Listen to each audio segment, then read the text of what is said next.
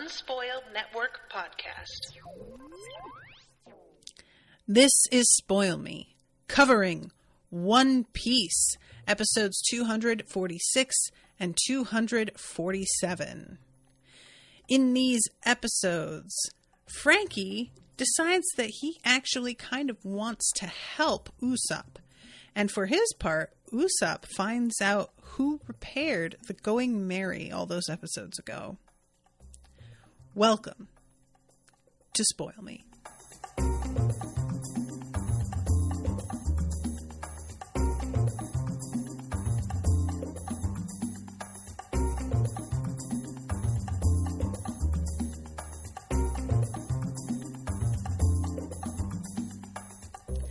Welcome to the show, everyone. I am Natasha.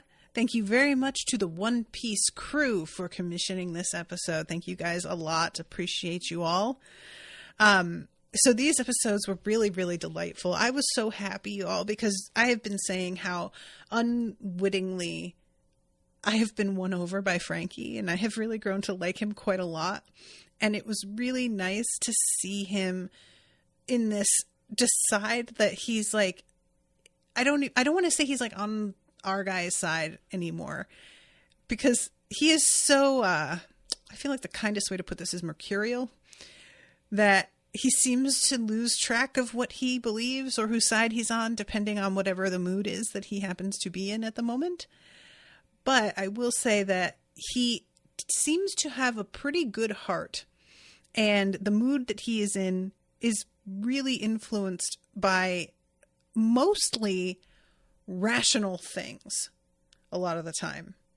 So anyway, this turn of events where he is apparently like kind of deciding he's going to try and take Usopp under his wing and has a lot of sympathy for him. I was really happy that Usopp has a sort of an ally, even though very questionable ally, but nevertheless. But I'm getting ahead of myself here. So first of all, the last time I recorded, we ended the episode with Lucci getting humongous and this giant shadow that like swells in the center of the room. And I was not sure what to make of what was happening. And, you know, every time that somebody displays these like powers, I always think at first it's a devil fruit, and then I'm like, no, it's not. And then I forget about it. I didn't think about this as a devil fruit power because Frankie has this weird thing going on and it's not a devil fruit power. And so I think that I was putting them all in the same category as Frankie, where they're like, if they're all on Water 7, it means that maybe just a lot of people on Water 7 have weird abilities and powers that aren't related to the devil fruit. But these guys aren't actually from this island, right? They're like from fucking wherever, and the government sent them. So I should have let go of that. And I think another aspect of me not considering a devil fruit is how many of them have the same techniques for fights. Like they can all do that thing where you like run in these long jumping strides, almost like you're in zero gravity, like on the moon, except even more so. They're not exactly flying, but they don't land for, hundreds of yards. And then when they kick off again, it's another few hundred yards. So it's like as good as flying. And because they could all do that, they can all do the iron body thing. I have been assuming that they are all like trained in the exact same things. And even now, I'm realizing as I talk about this, it's certainly possible that they all have devil fruit powers and we only have seen Lucci's. And maybe the others just haven't triggered theirs, One of them we know has the like, what was it called? The one where you can walk through the wall, like you make the cutout in the wall. That you guys had to like remind me that's what that was, because it makes very little sense to me. So I guess probably you can't have two devil fruit powers, can you?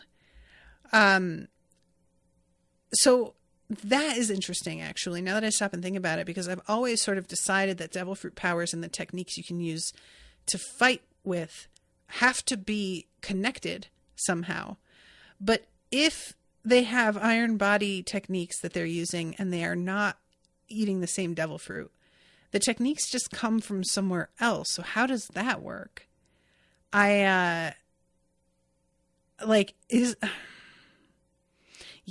just assumed the techniques come from the devil fruit themselves. And I suppose that's not true, but is this the first time we're seeing techniques that don't come from the same place? Like, Arlong and all of his guys, they all were fishmen, right? So that's not really the same situation exactly. I'm realizing, like, as I say this, a lot of this feels like a different situation than things that we have seen in the past. So now I'm kind of curious about it. Anyway, so yeah, Lucci, it turns out, is a giant tiger. He ate the cat fruit. And I love when he says, like, the leopard model. Sorry, not tiger, leopard model. I was thinking he was going to say leopard variety. And the fact for some reason that he says model, that cracked me up. It just felt like a car, you know? It just felt like, oh yeah, let me get the leopard model actually out of all of those. Gus says, I think they explained that the techniques are a type of martial art last episode. So it's supposed to be that, like, anybody can learn how to do them? Because they're actual magic powers. Like, you can't just make your skin impervious to a bullet. That feels like it has to be a devil fruit thing. Like, that's crazy. But anyway, everybody in the room is extremely shook. And what I can't get over is Paulie, who is, like, still taking it extremely personally that he thought they were his friends. And it turns out that they were lying and doing this whole other thing. And I don't know, but it was very funny to me that with everything going on and the danger they're in and just the whole overall situation, the fact that Paulie is still just so outraged and hurt at this, like, betrayal. Just really, Paulie, move on, man. Get over it. Like, no offense, but that is really not our biggest problem right now. And you are going to have to deal with what's immediately in front of you, which is a bunch of dudes who are trying to blow up a building with you in it. And move the fuck on. Like, stop it. You're so... There's something very self-centered about it, and how he just keeps yelling that they all tricked him. Like, nobody cares, Paulie. We've got a way bigger fish to fry, okay? And I love, too, that when Lucci is starting to... he is explaining the type of, like, animal he is. And he says Logia type, Zoan type, many unique powers exist. Now, are Zoan types a thing in Pokemon? That felt familiar for me, and I can't remember if that's, like, where I heard that from or what. Demian says, I mean, Zoro has that technique where he throws sword slashes and he isn't a devil fruit user. Oh, isn't he? I thought he was. Okay. If it isn't a devil fruit, it's either martial arts or technology, like Frankie. This is very much a martial arts or magic world. Seraphim says, yes, the 6 powers are martial arts anyone could theoretically learn. All CP9 agents know all 6 powers, but some are better at certain ones than others. Gus says, Sanji's kicks can break iron and stuff too. One Piece people are built different. Even the normal ones like Usopp are tanks. Sure. Okay. Yeah. All right. Well, I guess I must accept this. But yeah, so I love when he starts to say many unique powers exist. Genuine physical augmentation is the trait of Zoan types. And he is beginning to, like, make this explanation, and Paulie interrupts and says something like, hey, nobody gives a shit what different types of like animals can do or different types of monsters. And then launches into, once again, you guys tricked me. And I was just laughing so hard. Polly, everybody wants to know what the different monsters can do. That's actually like extremely important to know for everybody in this room, including you. And you're not going to get another opportunity for an enemy to just stand there and literally tell you what he's capable of again. Shut up.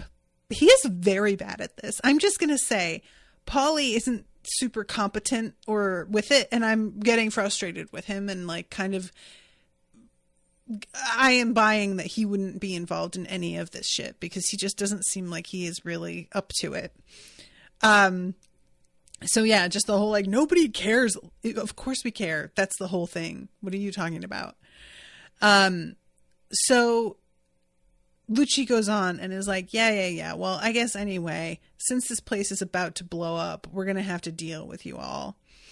And the dudes who have been outside and they like saw the initial like ruckus happening outside, because, you know, there is quite a lot of signal that shit is going down inside this building.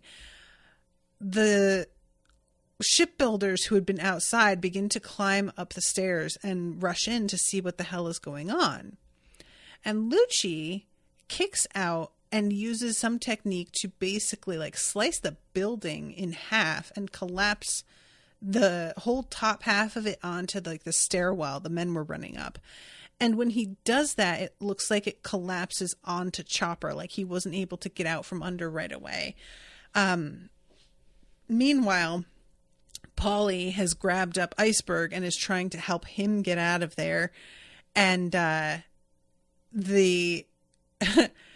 love when they say, Polly, what are you doing? Don't call me by my name like we're friends. Oh my God, Polly, seriously, bruh, move on. And he just says, get out of our way. And I'm like, sir, why do you think that they will do this? So finally, Luffy decides that he is going to take a swing at Lucci. And Lucci is so... Oh, man. Like, Luffy is quite outmatched here. He lands his punch, but you can see from Lucci's eyes that it hasn't actually hurt him. And then he shoves upward and finger pistols through Luffy, which I didn't think was possible. And I'm guessing that, like, unless Luffy has specifically, because he punctures and we see blood and we see his claw coming out the other side, I am guessing that unless he specifically like engages his rubber powers, that it doesn't save him. Unless I'm mistaken about how this works, or, you know, but because otherwise he was able to like not be hurt by this earlier, and now it's like fucked him up. So that's what I'm going to say I think is happening. But he does this, he punctures through Luffy and licks his claw, which I was like, that is really fucked up, sir. Actually, that's really extra. Like, you don't need to do all that, but okay. And then he reaches down and picks Luffy up by the head and says, have a nice flight, and chucks him through the wall out the side of the building. He could have thrown him through a window, but no, it's through a wall. I mean, honestly, Lucci, you are quite a dramatic bitch, aren't you? He really is. Like, what a total drama queen. And he winds up basically doing the same thing to Zoro, who's like, you bastard, and tries to come at him because of what Luffy, you know, and he kicks Zoro through the wall. So then we have just Nami sitting there looking up at him, and he says, you too. as he's looking down at her. And I was just like, oh, poor Nami. She's not even trying to fight you right now, sir. You can't just leave her alone. And I don't know if we actually see where Luffy lands. We see that Zoro sinks into the water. And I can't remember if we see if Luffy lands on like a roof somewhere or what. But the whole place when we come back, there are flames like all over the sides of the building. Shit is really beginning to get out of control. And then we go over to Chimney and her grandma, and she is talking about how the place is on fire. And her grandma is like, what a terrible thing to do, even though she doesn't know that it was done on purpose. When Chimney asks her, she's like, I just have a feeling. And I hope Iceberg is okay, but I don't know why they would do that. I think it has to be because of the thing that shouldn't exist, which I'm going to assume is that Pluton, like, weapon thing. So we go back to all of the members of CP9 standing outside watching the fire rage. And I think this might be the first time that I'm actually seeing Khalifa's outfit. But y'all, she is wearing like fishnet thigh highs with a garter belt. And I just cannot with the costumes for women in this show. I swear to God, y'all. It is just so much. It is just, the only thing that kind of assuages my irritation is the fact that at least Frankie is out here in like a bikini bottom. And that's it. That's something, I suppose. But honestly, fishnet thigh, and I think she's meant to be wearing a skirt, but in this particular moment, it really looks like she's just got like a bodysuit, like a bathing suit style. It doesn't even look like she's got a skirt. The whole look is just not appropriate for the work she's meant to be doing at the moment. And when we go inside the building, Iceberg and Polly are bound back to back and left in the midst of the flames. And we don't actually see Nami get thrown out the building. We see later her on the grass and all of the the carpenters and whatnot circling around her and just being like, was she inside the building? What's going on? But we don't see her get chucked. And I'm assuming she didn't get thrown through the wall, but maybe I'm wrong about that. So CP9 is like, all right, well, now it's time for us to go and find Frankie, Cutty Flam, and get the blueprints from him. So that is their next step. And all of the men who are outside with Nami are sure Iceberg can't be inside because he had all of the foremen with him, and they would never just have left him in there. And I guess they saw the foreman outside and assumed if they got out, Iceberg also got out. So I'm really curious how Polly and Iceberg are going to make it through, because these men don't really seem at all to think that he's still in danger. So who is going to go in and save them, if anyone? Unless they manage something on their own. But they are in the middle of the fire. Like, time is running out. So then we go to see the CP9 dudes, and they are heading out towards Frankie's, talking about how he was looking for the straw hats, everything that he has been up to. And I just really enjoy watching them do their weird bounding run. There is just something kind of mesmerizing about it. And the way that it's designed does make it possible that it's like easy for them to carry on a conversation while they're running this way, which I also do enjoy. And it's just, the whole like vibe of the CP9s, I find them pretty like solidly threatening. You know, I genuinely am like, okay, these are guys you don't want to fuck with. I appreciate this. Seraphim says we also get plenty of topless Zoro moments too, but yes, Oda enjoys him some fan service. Yeah, and like a topless Zoro moment isn't the same as him being in a costume that constantly exploits how he looks. You know, that's not what he is in default, versus like, you know, a mini skirt just being what he always wears, or a tiny bra like top being the shirt that he is always wearing. It's just, it's not standard. Like, the men can be hot in their way, but they're not put in clothing that is like highlighting that specifically as their default outfit. And that's what's so irritating for me, is when this is just what they wear. Like, these women are just in this incredibly impractical. I mean, Nico Robin with her low slung like hip hugger pants and her tiny shirt, and what was the other one who was like with the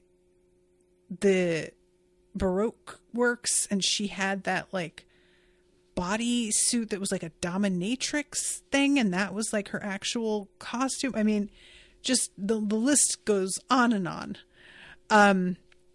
So anyway, we have a really funny moment that I really enjoyed, actually, of Frankie's like henchmen who are supposed to be issuing this threat of what they're going to do to Usopp if Luffy doesn't come out and like go with them to Frankie. And it's supposed to be, if you don't want him to sink into the sea, you've got to come out. But they keep getting it mixed up and saying things like, if you don't want him to sing in the key of C. One of them says, if you don't want him to drink iced tea. And I love this one guy gets real defensive and is like, it doesn't matter, we just need him to come out. And the other guy's like, yeah, but he's not gonna come out with weird threats like that. That doesn't even mean anything. What are you doing? I did find that actually like pretty funny. I just always enjoy the like bits of infighting with members of a crew who are like, because like, you know, anytime you've got henchmen, it's really easy to just paint all of them as being total idiots. But I like the reminder that no, there are going to be some like competent henchmen, and then they're going to have to wrangle the ones who don't know what the fuck they're doing. And that just gives it a bit of realism here. So anyway, this is when we go back to, they get encountered by the CP9 guys who are like, where is Frankie? If you don't tell me right the fuck now, I'm going to beat the shit out of you. And the dudes initially are just like, who are you? And do you even know like who we work with and what family we're part of? Why are you threatening us? And they start to attack Lucci. And the camera doesn't even stay there. It's just taken as like a given that Lucci is going to make very short work of these guys. And I think the only bit that we get is one of them like getting tossed maybe into the water or through the air. Later on, it's like we don't see the whole fight. We just see the final guy who has been taken down. But we cut from there to Frankie, who is sobbing. And I love that he is sobbing, and even his metal nose has like some pink drawn on it. Like he even got a little bit red in the face on his metal nose.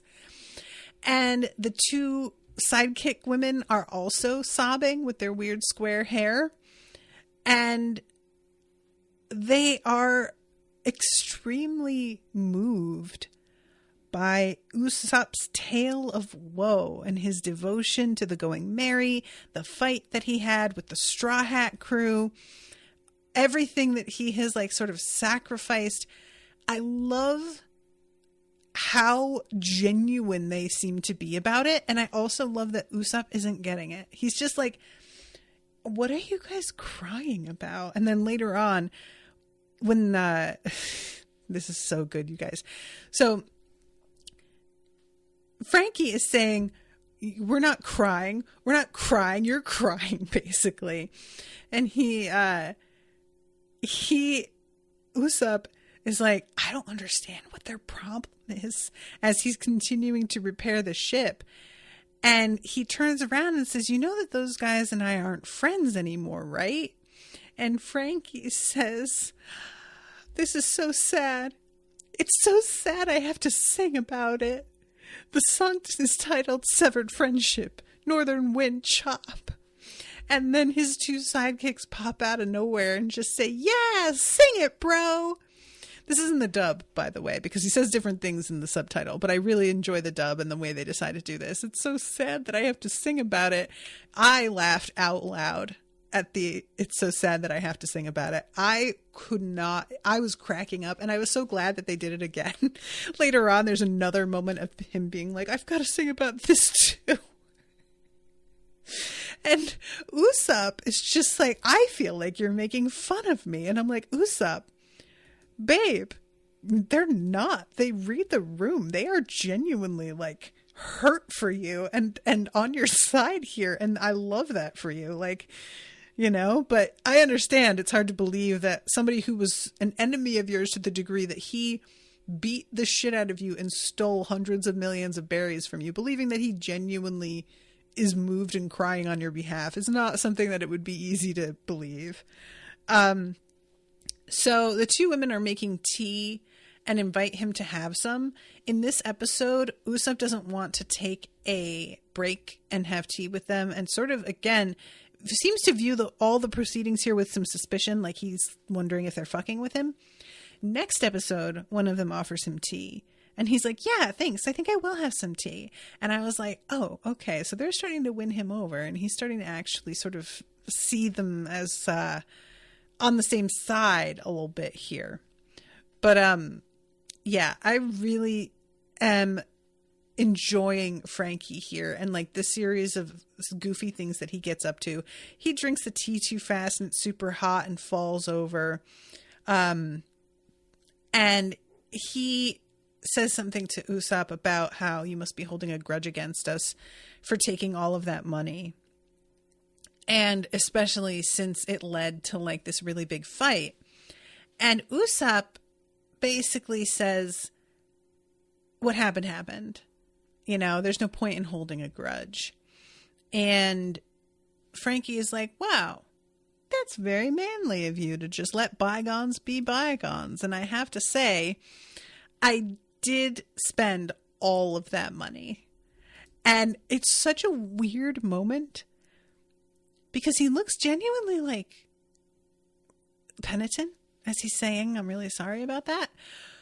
But then when it's time to say, I spent it all, he gets into this like pose, and the voice actor in the dub like sings it, I spent it all. And I was like, what was that, man? What were you doing there? And it was just such a strange bit. And Usopp, after like them getting along for a minute, just turns around and says, I'm going to knock you flat. I'm telling you, Usopp, the voice actor for Usopp is quite good. I really, really enjoy him.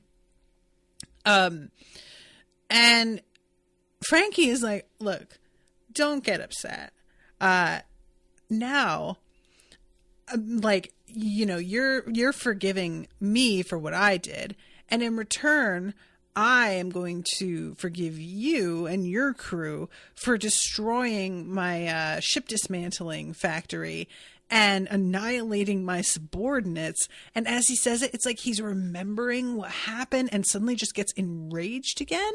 And then is just like, how dare you bastards? And the two girls have to like jump over and hold him back because he is about to start some shit again. And then we get a little bit of a flashback of the moment where Luffy walks away from Usopp and is leaving him like broken on the ground. And Frankie says to him, all right, bud, how about we just in the dub again, how about we just put the axe in the ground?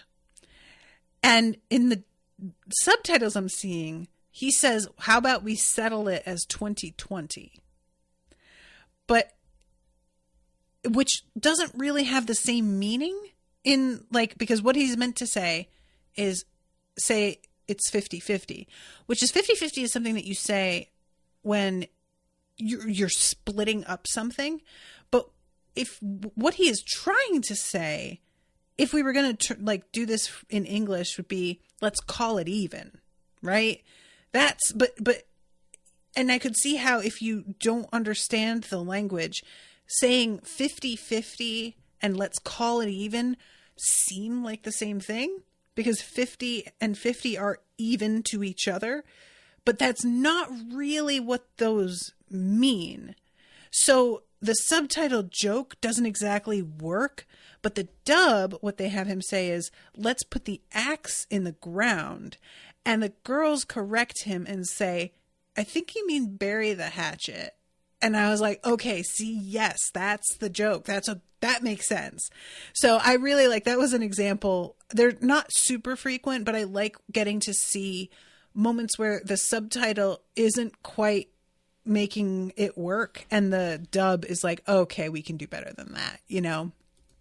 But anyway, so he is essentially here trying to like convince Usopp that your ship is like not going to make it. And he starts talking a little bit about the storm that's coming and Aqua Laguna being like a yearly thing where they have to help each other. And he offers for Usopp to leave the Going Merry in this like sheltered building so that it will be okay. And that's the first moment where we really see Usopp kind of be moved and like, wow, yeah, that would be great. Thank you. You know? And I love Frankie just being like, why are you acting like we don't even know each other? And I'm like, guys, you were enemies like 10 minutes ago. Chill out. And we find out that the evacuation and stuff it didn't used to be as easy as it is these days, because the railroad didn't get built until like just the last few years. So it was a lot bigger a deal to get people off the island. And we find out that Aqua Laguna, it's part of like the system sinking the island that everything is built on. So a lot of the buildings are built on the roofs of other buildings that are at this point underwater. And all like there did actually used to be sidewalks, but they just became canals as they sank. So there is going to potentially come a time where they aren't going to be able to live here anymore. Or if they are, it's going to be a lot smaller because the outside area is sinking and they're like kind of moving inward and building up. But there is going to come a point where like the circumference of moving inward, it's going to grow smaller and smaller. So yeah, up like only a decade ago, it wasn't as easy to cross the sea because the railroad wasn't there and it wasn't easy to travel between the islands. And it was just, you know, everything was a lot more difficult, and getting the railroad built was just a huge godsend and it's kind of changed everything. So that was interesting because I, you know, didn't realize that it was such a recent development. But I like this sort of, this is something that has been, you know, true of like the frontier as well. These huge areas that were kind of isolated from everything. And then finally like a railroad was built. And it would make it so that a town would like spring up and be possible in a spot where there hadn't before, or a town that had been very small would become much, much bigger because of the ability to travel between it and other places. And that people didn't need to like have a log post to do it as well. You could just hop on and pay and go where you needed to go. And it wasn't dependent on having a ship and being able to navigate and all of that stuff. And we find out that this is created by Tom. And this Tom is the name of the guy who was on the blueprint And that was the blueprint that like Lucci had pointed out. This is what gave things away. And we know that it's Frankie. And Tom is referred to with male pronouns here. So I had been sort of theorizing that Granny was maybe Tom and that it was like a nickname or something, but I don't think so now. I think maybe we will meet Tom, or Tom will turn out to have been somebody that we have met already. And it's just, you know, I just don't have any real theories about how that is going to work out. So anyway, all right. So we have the episode ends with the moment where we see all of CP9 having just made short work of the Frankie family, and they're sailing over the roofs heading towards the shoreline. And then we go into the next episode. And apologies, y'all, if you can hear a lot of like rustling in the background here. I have the puppy in his pen and he's moving around a little bit, looking to cause some trouble, I think. So, all right, next episode is the one that was really like much more effective than I was expecting it to be. So Frankie has some real talk with Usopp here. And we have like this sort of moment where they had pulled the Mary up using those ropes into the like secluded building that they have it in now. And we see that Usopp had been tied to the mast the whole time, screaming threats about his 8,000 men. And as the Mary is lifted up into the air, Frankie got a really good look at the hull and saw that it was on its last legs, and that the guys from Galila were correct about how she has suffered irreparable damage. And at first I was like, what are you doing? Frankie decides that he's going to be helpful and offer to Usopp to dismantle his ship for him because he's a good friend. Now, in the moment, I was just like, I guess I just have to accept that Frankie is fucking tactless and shitty, even though he means well. But I will say this, later on, Frankie actually apologizes for doing this specific thing to Usopp. And it's just like, I'm so sorry that I just started to tear your ship apart without considering your feelings about it. And I was like, wow, there are so few instances in this show of anybody apologizing for doing a shitty thing. I didn't really like stop and think about it that much. Like occasionally they'll be like, oh, sorry, it was a misunderstanding, and it'll be a quick thing. But a genuine, like, I didn't think it through, and that was not a nice thing to do. We don't get those often at all. And I have to say that really raised Frankie in my estimation by like a lot.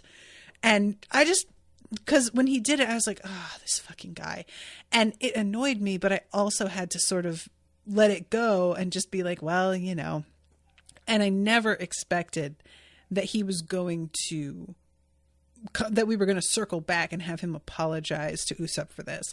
But yeah, in the moment here, it's genuinely like really traumatizing. Usopp is over here trying to repair it, and this guy is just like, I'm gonna come in and break it right in front of your face.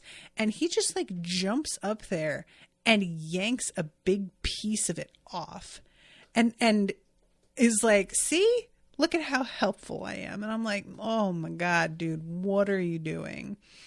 And then of course Usopp is like, well, now I simply have to attack you. And he launches something at him. I don't even remember if he was like got a shot off or not. I think he does. Yeah, he uses like an exploding something with his slingshot.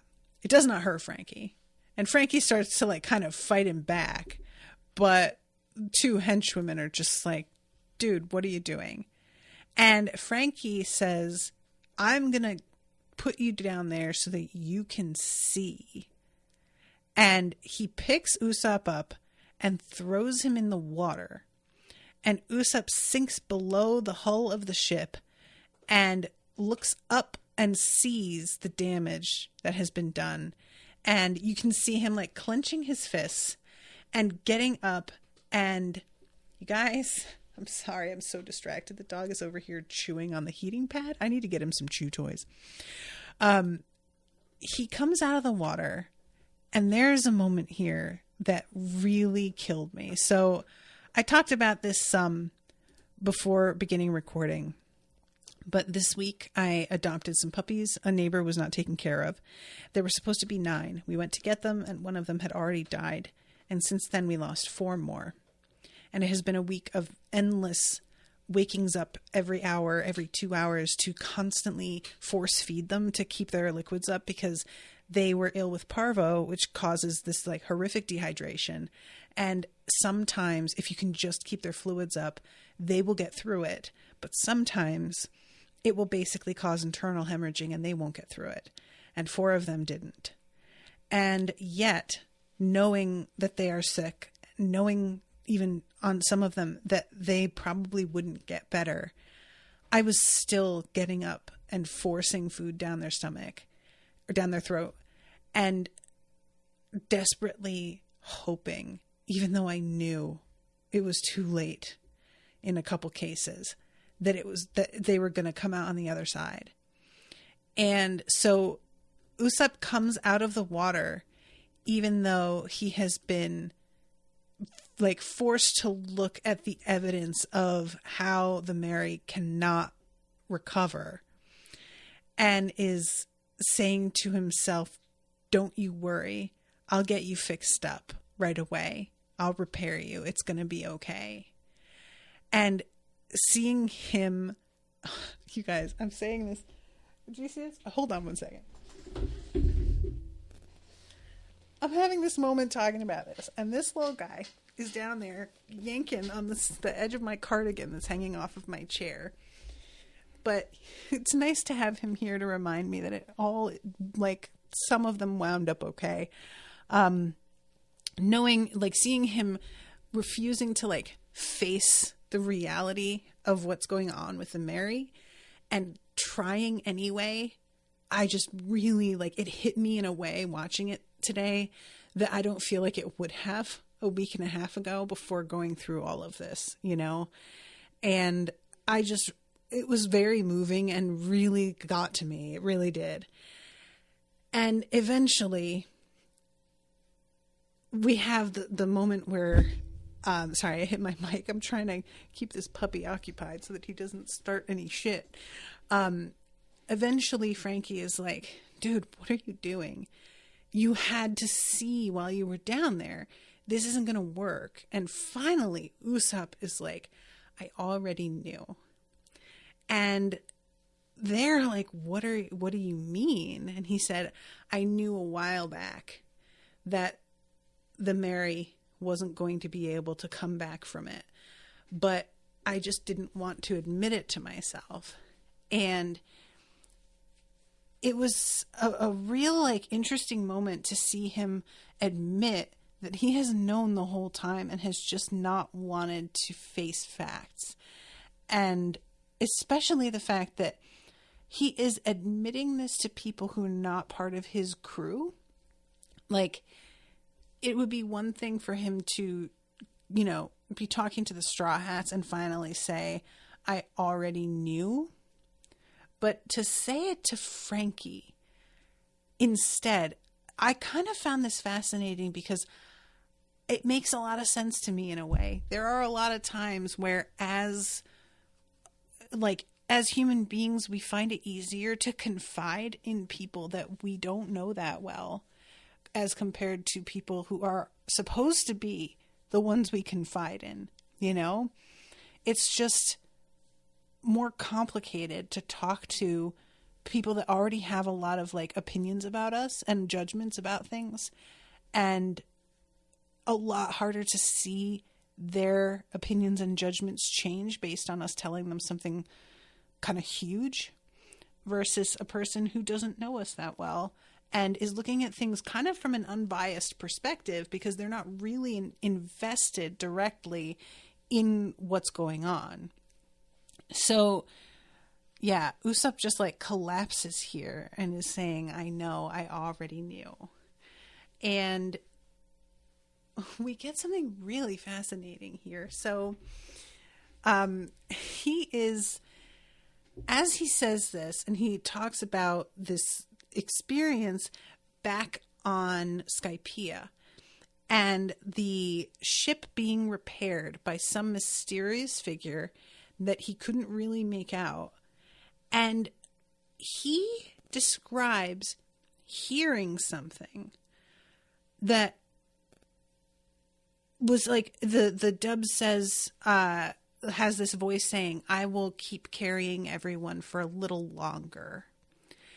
I don't remember this piece of dialogue. I'm not sure if we were shown it and I've forgotten, or that it's supposed to be Usopp like experienced this on his own and we are only hearing about it for the first time right now.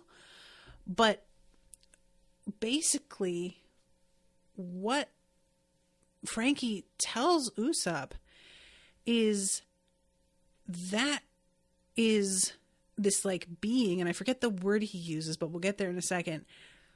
This is a being that is the spirit of the ship. And it only appears to people who take exceptional care of their ship. And like, it's not something that every ship necessarily even really has.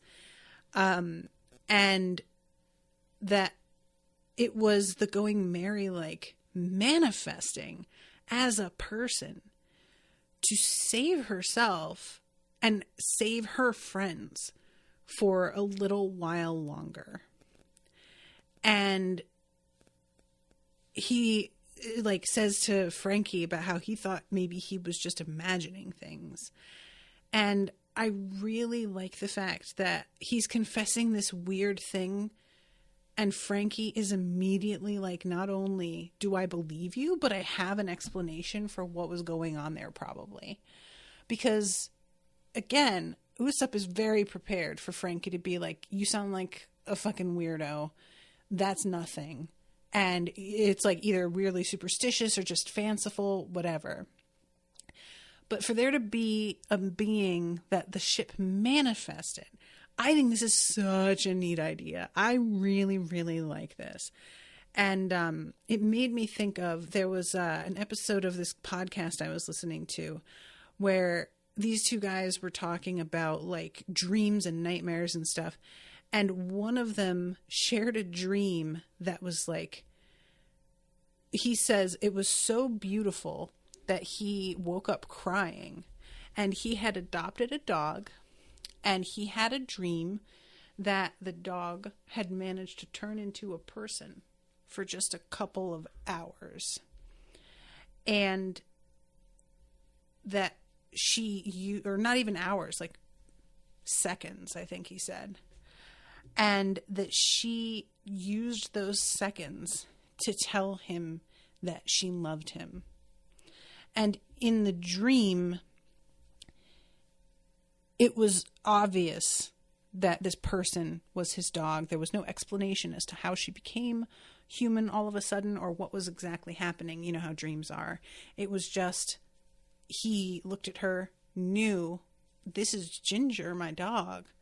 And she said, I love you so much. And she gave him a big hug, and he woke up like sobbing, crying. And even as he was talking about it, he was getting choked up, like talking about this dream. And it was a really great moment because, you know, it's a couple of guys who are very like irreverent about stuff a lot. And his friend often just makes jokes about things.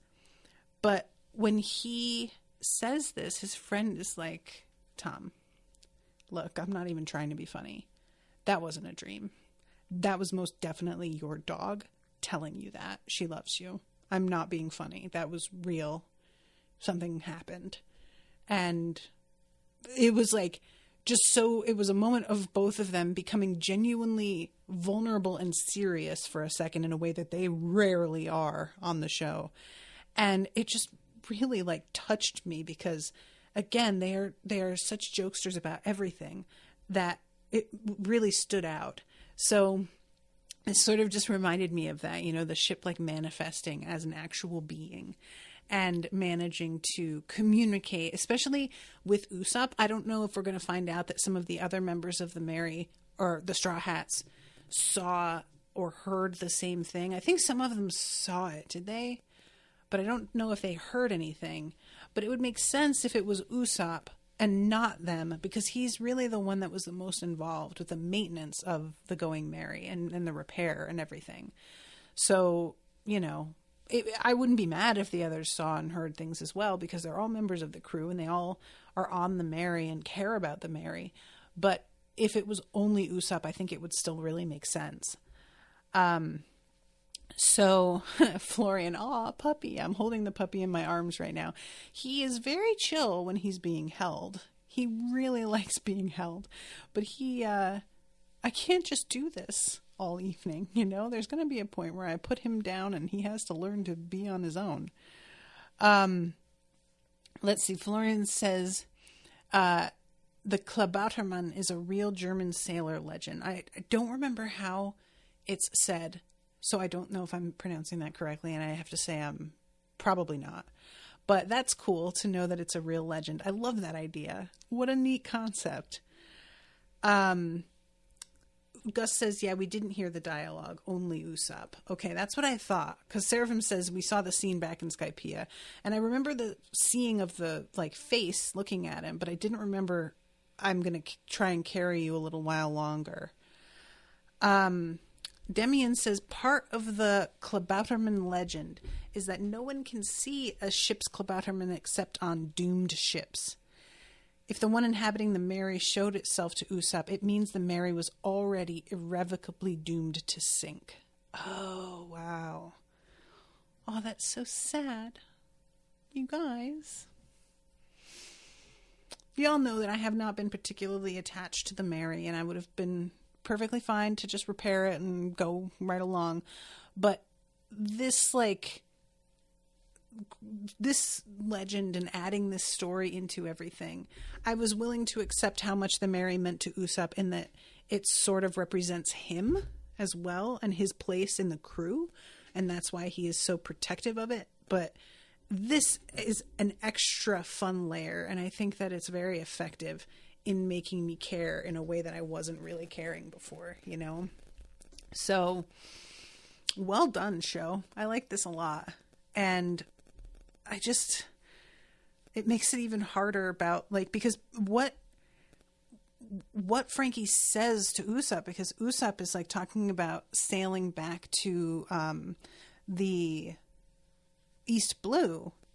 Frankie is look, if you had said that you were accepting that the ship was going to break and you were going to go down with it, I would have just accepted that as just your devotion and acceptance of what is going on here.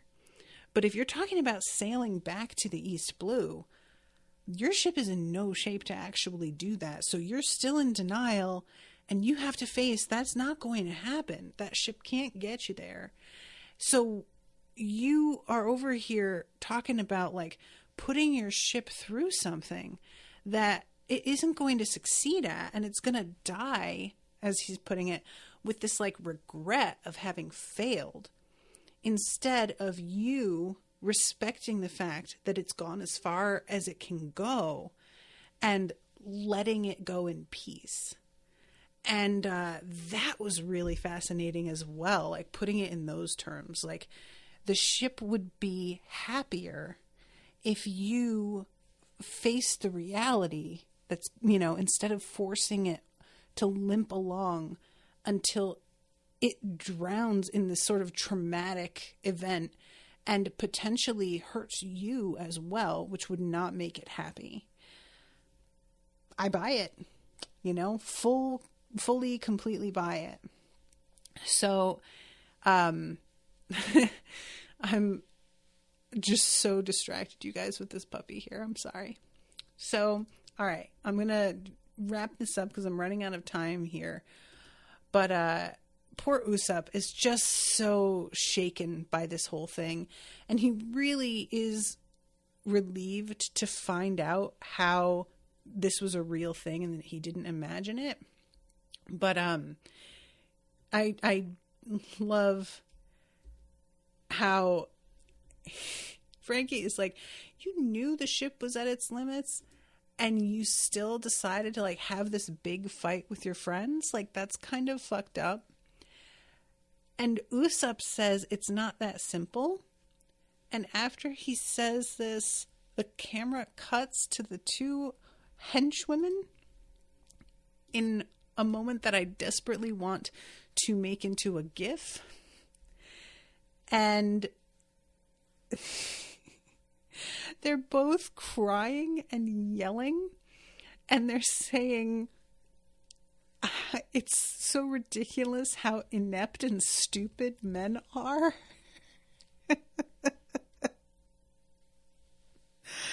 Oh, God, you guys, you know, I just love that. That was just classic. So then the bell begins to ring. And they're thinking that it has to be his henchmen coming back. But he's like, they don't normally come from the upper or the main entrance. They usually come through the upper entrance. So what are they doing? Then they're like, well, maybe he has Luffy with him, and that's why. And I love Frankie just being like, I completely forgot that I sent them to go get Luffy. And Usopp is confident Luffy wouldn't come anyway because they're not friends anymore. And I'm like, you idiot. You don't understand your buds at all. But they keep ringing the bell. And again, they're like, well, why don't they just come in? What are they doing? And the two of them head over to open the door while Frankie and Usopp start kind of getting in an argument. And the result is that they are so engaged in this fight where Frankie is trying to convince Usopp to go back to his friends. And Usopp is trying to say that ship has sailed, pun intended, and it's like, I got in a duel with the captain. It's too late now, essentially. That they don't notice there's an attack happening until one of the henchwomen like comes flying up past them because she has been knocked on her ass. And this is the point as well where Frankie is attempting to apologize and is saying, I shouldn't have tried to destroy the ship like that, which Usopp does not accept with grace, by the way. He just yells at Frankie to not stick his nose in other people's business. It's you know, it's none of your concern. And this is when Frankie is just like, she loves you guys so much that she appeared in human form. And if she sinks in the sea while you guys are on board, if she's going to be filled with regret, how can you even like be so selfish, essentially? So yeah, this girl goes flying past them and they both stop and look up in shock because here comes all of CP9. Another big moment of seeing Khalifa in her wild fucking outfit. And they're here for these like blueprints, and I'm assuming that Frankie has them, but I can't tell whether I can't tell how much Frankie knows how crucial they are and where he might have put them for safekeeping, because I might have thought he kept them in the other building that got completely totaled, you know? So if he has this place, they might be here, or they might be like in the rubble of the other place. I don't know. So, all right, time to put this guy down. So yeah, the episode ends with him going and running at CP9. And I genuinely am like, sir, I know that you have like some pretty serious powers and whatnot. I don't know that you've ever gone up against these dudes. I don't know what he knows about their capabilities because nobody knew about the devil fruit stuff. So I'm going to assume he's about to get kind of a shock. I think this is not going to be great for him. But, and poor Usopp being caught in the middle of this, like again, he has just gotten his ass kicked so many times. Can he please just get a break? Oh God. All right, everybody. Well, I'm going to wrap up, but thank you again so much to everybody for listening and commissioning and for your patience with my my puppy problems and his neediness here. But I hope that you enjoyed getting to see a puppy, which was quite adorable. And I'm really looking forward to seeing how this turns out. So I am excited about the next recording. And it's going to be 3 episodes for the next one. So just keep that in mind. All right, everybody. I will see you soon. Until then, toodaloo, motherfuckers.